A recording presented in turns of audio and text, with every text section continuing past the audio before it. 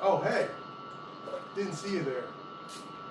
Just using my VR headset here to improve my nursing skills.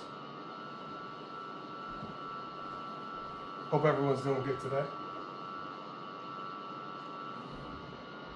Looks like you guys will be joining me on a journey through the future of nursing education, a tour in the virtual world. My name is Boban Nedelkov. This is for Dr. Shepard, Nursing Informatics at Centenary University. Throughout the presentation, I'll be using both of these computers. So bear with me because I don't have a fancy clicker to change my slides. Our roadmap for today, we will be defining the history and the functionality of VR, its need in the future of healthcare, and its alignment to the knowledge model, the social, ethical, and legal aspects of using VR in the healthcare setting, the usability, cost, and user satisfaction for the end user, you and me, and the impact on the nursing practice and future of nursing profession. Now, this also includes all medical professions, as in the future I'm sure it will be used throughout. What is virtual reality? Well, virtual reality is the immersive and computer-generated 3D environments that are made to simulate real-life scenarios to provide education, hands-on practice, and a relevant educational tool for skills that we'll be learning throughout our careers in healthcare. It also makes utilization of certain headsets like the one you saw over there. Mine is one of the earlier models, as I adopted VR back when it came out in the DK2 headset. That's an Oculus Rift S. We also have the Meta Quest, which is now the company which owns Oculus, and HTC Vive, a more higher end model. You can get even more expensive. They have motion tracking, haptics equipment, which is essentially equipment which you can feel. A suit that might pinch you with air pockets on the suit, gloves that inflate or otherwise create some kind of tactile feel to more immerse you into what you're doing. And it enables safe interactive learning with a focus on skill-based learning. You know, these are high-risk scenarios that we want to learn, like a coding scenario or surgical procedure. To have a student do that and get the feel of that prior to actually working on a live patient where there's significant risk involved in a high-risk, low-volume scenario, like a code, for example, would be indispensable for the medical profession. This is a timeline of VR advances in creation. As you can see, LinkTrainer was developed by the military in 1929. Approximately 33 years later, in 1962, you have Sensorama coming out for the civilian world. Now, this timeline tracks VR headsets all the way to the one you see right there, its predecessor, actually, the DK2, which came out 2012, and that's when I was first introduced to VR. All of these in between, just so the progression, you know, there's the 1990s, Nintendo tried the Virtual Boy. Couldn't afford that at the time, so I never got to experience a Virtual Boy. But as we know, military technology is what propagates civilian technological advancement, and that's no different for VR. We have a quick timeline here. In '93, we had laparoscopic surgery trainers developed by Sativa, virtual laparoscopic surgery trainers. The group demonstrates their first surgical applications and training. You have, in the 2000s, Snow World, which was exposure therapy for patients in a psychological field. If you have an issue with a phobia, for example, of spiders, arachnophobia, you might be too afraid to even look at a spider in real life. But this can slowly build you up by showing you pictures of a spider and then a virtual spider in a headset. It also has other practical uses in healthcare. They have Sim Nursing there in 2014. It's the first cloud-based nursing software for this type of training. It allows people to actually interact on a greater media platform throughout the servers that are housed by cloud-based technologies. And then orthopedic surgeons, Dr. Justin Barrett and ASO, they're developed VR training used in 40 countries now, which utilizes VR technology. You have XR Health, they're also developing the platform.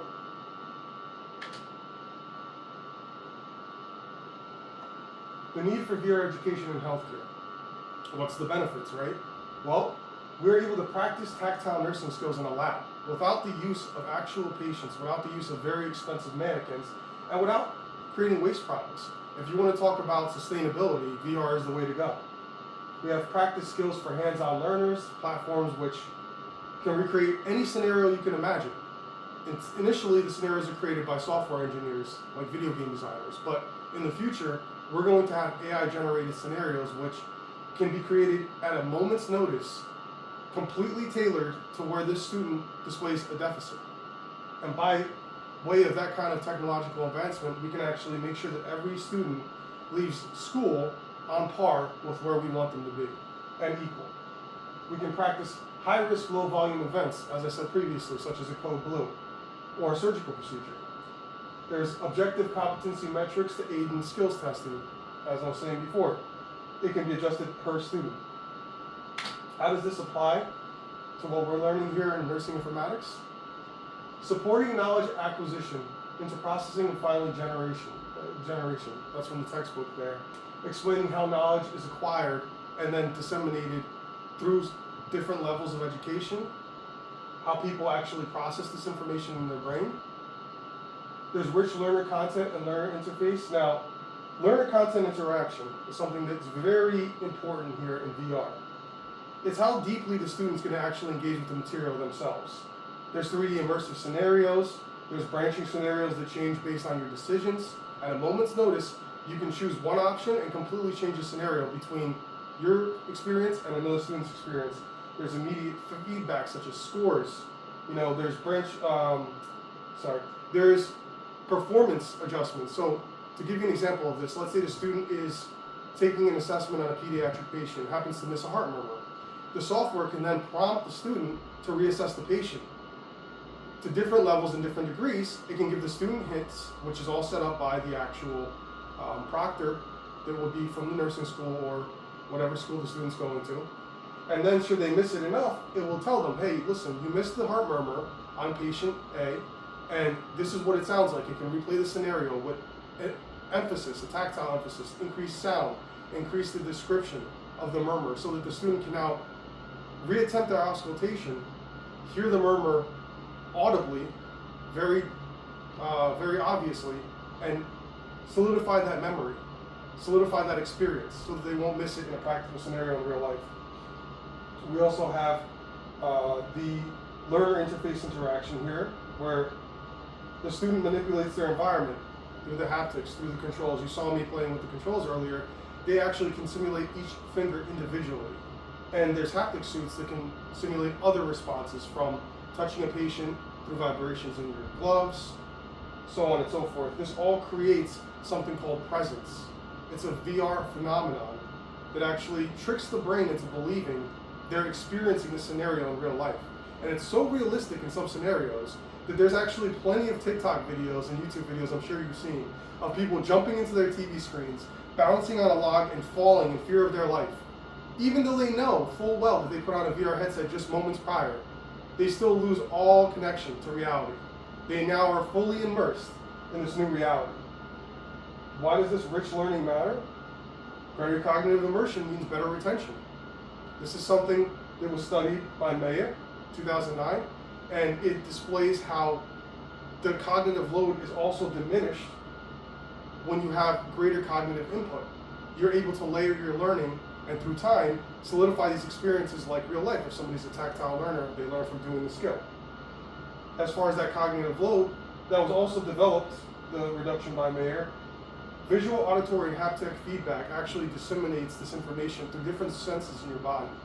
And it allows you to input this not just by one venue, but multiple, reducing the strain on that lane of knowledge acquisition, for example. Rather than just having to focus on reading a subject, you now have the input of your feel, your touch, your ears, all senses work together, therefore reducing the cognitive load on one sense. It's also personalized and adaptive. As you go through the scenarios change according to you and your decision. Where you have a deficit, the scenario can accommodate you. There's real-time analytics and a closed feedback loop, which we talk about in our book. And this information, rather than being plugged in manually now, is going to immediately be brought to the computer of the proctor, put into a nice visual display so that they can see where your deficits are, where you're doing really good and what you need to focus on to improve your skills in the future. Another aspect that fits into our studies, the NGDL interoperability and analytics for learning assessment. There in the book. Each app and tool needs to talk to each other. The same way Netflix on your phone can talk to the TV without extra cables, the same way the Netflix might actually see what you're learning, or rather what you're watching, and then recommend things that are similar. This is the same way that these products will actually see how you're doing, see what you're learning, and give you and recommend new skills that are relevant as per your teachers to your actual learning assignment. There's also analytics for learning, those smart feedback loops we talked about. While you're streaming on Netflix, it's learning about you. And it's learning about you on different algorithmic metrics. It's not just what you watch, but it's your watching habits. These kind of things can be correlated to different aspects of learning in the nursing realm. And then that can ensure that the student gets the best learning experience tailored directly for them.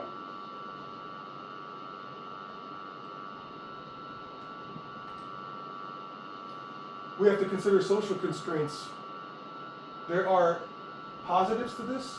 The Gen Z population, even my population, are individuals who grew up native to video games. VR is simple, it's easy, it's not a big transition for us.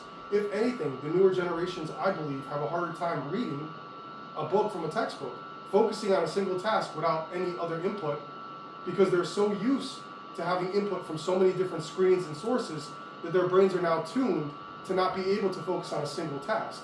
This can actually introduce the viability of single task performance within these individuals by utilizing all of their senses and overloading them in a single linear fashion rather than relying on them to do themselves. It also fosters that collaborative interprofessional learning, because you can now learn with many people all over the world, like those cloud-based technologies and the servers we were talking about earlier, and have all these people training with you at different times. Different peoples means different skill sets, different outlooks, different perspectives. All of this helps to solidify the learning of the student. The potential negatives, there's a growing gap in financial and educational constraints. You have rural areas, you have urban areas, you have areas that might not be able to afford VR headsets. Is this something that we can do as a society? Is this something that we can find funding for through the government, through nursing educational programs? I'm sure that societies or groups like the AACN and different nursing groups can definitely petition for some kind of taxpayer money or some support systems of donations to fund areas that might not have access to this information. But regardless, it's stuff that you can improve in certain areas and then eventually disseminate throughout all areas. It might not immediately be equal across the entire country, but it's an improvement, and technology is always looking to improve and push us forward. Now, the ethical dilemmas and considerations. Well, any software like this in a transition period is going to have ethical considerations. You have involvement in VR scenarios that can dull or desensitize students. As I said before, these headsets create a scenario in which the brain believes it's really experiencing the scenario. The presence, as it's called, is experienced by people when they go through these situations, and sometimes that can evoke an emotional response. Now, on one hand, that's good because it creates a scenario similar. We've all seen a scenario where a new nurse may freeze during a code and not know what to do because the overwhelming emotional impact of that, especially if it's their patient. Now, could that dull that initial shell shock and create a scenario where they have their expertise to rely on, they fall back on their training, they recognize the similarities in the scenario subconsciously, and they avoid freezing in the situation? Yes. Could too much of it also create a situation in where surgeons or other people are completely desensitized to the reality of the situation? See, if you fail in a video game, it might cost you a grade score or an ego hit. If you fail in real life, it might cost somebody's life. If you failed so many times in the VR setting that felt like real life, you might actually forget in a real life scenario that you're dealing with a live human being, and you might not act accordingly. So that's definitely something that needs to be studied further before we can implement VR fully in all aspects of training when it comes to healthcare education. Informed consent for augmented reality situations. We don't have any augmented reality situations that I'm aware of in functional healthcare today. But I can imagine a scenario where something like Google Glass in the future allows practitioners of medicine to walk into a patient's room, set off a sensor that sends data directly to their glass, and as they walk in the patient's room, they'll have their whole chart right there in their glasses, able to go through all information, able to make memos, and able to talk directly to that patient's chart and information as they go through their exam. That obviously brings a whole slew of ethical considerations, because now you're storing data, sending data to the company's servers to then be analyzed analytically and used to drive future progress. But this is patient healthcare data. This data needs to be ensured that it's safe. And that's where you start to talk about legal implications. We must ensure that all of this data collection meets HIPAA compliance and the de-identified patient uploads occur. We can't have this information tied to a specific patient. The same way when you're studying in nursing school, you can't take home face sheet for a patient, because that is just another venue for which we can lose that patient's information, expose it to potential threats. FDA guidance for medical device software is also another consideration, because if we were to use this stuff, these products, VR headsets, Google Glass, whatever we may use in the actual healthcare scenario, if it becomes a treatment tool, it falls under the FDA rules. Anything that's directly influencing patient care, treating pain, making dose recommendations, anything like that that can occur is something that falls under the FDA and their scope. If it's something like a textbook, a visit scheduler, or a fitness app on your phone, that's personal information, that doesn't apply. That would be more like the training aspect of the VR scenario. And then as far as direct treatment goes, we have classifying the risk of level 1, 2, and 3. A level 1 might be something like scheduling, but a level 3 is something where you're talking about using these in an ICU setting, specifically to treat patients and make treatment driving decisions on patient care using VR headsets. The cost and usability comparison. Children can set up VR headsets with tutorials. I'm sure that our educators can find out how to do it. Not the most technological friendly. There's tutorials, there's help, there's everything online that you need to know, and most of these things set themselves up. The cost of the headsets is around $600 a headset. You're talking about $600 versus $60,000 to $80,000 for a mannequin, which can't do everything a headset can do, to be quite honest. It reduces lab costs, it makes portable educational possible. Here you have a graph that shows the average cost of the skill lab versus top tier VR headset, and that's top tier, not entry level. Annual upkeep here, approximately $7,000. The initial bill, approximately $7,000 versus $500,000 for a VR skills lab, or for a skills lab. Annual upkeep, you're looking at $2,000 to $3,000 for the VR headset, around $6,000 for a skills lab. 3-year cost comparison, look at the gap there. You have $9,000 for VR headset, that's approximately 12 headsets and licenses, and $80,000 for a real life lab, which might honestly not give you that much of an improvement in your learning. Satisfaction among students, 90% positive feedback in all clinical reasoning trials by Kang and Yu in 2021. There's also reduced skill decay because of the layered learning in the study by Roche. Because of the way that you're learning and using all senses, this tends to stay with a patient. The same way when you actually get into practice and you physically do your skills as a nurse and you don't lose them over time. There's nurses who work for 10, 20 years, so the day they die, they can set up an A-line or a pressure bag or put in an IV. The impact on nursing. Confidence is key with medicine. You need to know what you know, and you need to be able to confidently make decisions in a moment's notice without any worry that you might not be right. As long as you know that you studied your material, you've had this experience, and that's all something that you can gain in VR without the risk of making mistakes, making errors, and costing people their lives before. We have multiplayer scenarios, which create teamwork in professional settings, so that when you're working with physicians, surgeons, anesthesia, intubating patients with respiratory, you already know the communication skills required. And it can be used to support lifelong learning. This is something that can be used at home. continuing education required for learning for nursing license upkeep. This is something you can do at home. Maybe they could work in CEs where an hour-long VR class on how to set up, say, a blood administration machine like a Beaumont. You do it in the VR setting, it's exactly the same as in real life. It will translate perfectly, and you can get maybe even certified in the future through VR classes. What does the future hold for VR in nursing? Well, AI, adaptive procedural generated scenarios. We're talking about scenarios, as I said before, that at a second's notice are created completely tailored to the student once the student's behaviors and deficits are learned to improve in specific areas where the student will then become a master and may have gone out of school with a deficit but passed everything else, leaving a hole for that famous Swiss cheese model to, cost them their license or someone their life. Cloud server-based technology, I think I've talked this to death at this point, but the servers, different partners, different skill levels, people all over the world working together, the AR overlays like the Google Glass being improved and actually being used in the treatment of patients, home practice kits, and the CE educationals that I mentioned. Thank you for joining me for my presentation today. I hope you enjoyed it. I hope it was informative. And I hope that I was able to promote VR learning in your eyes.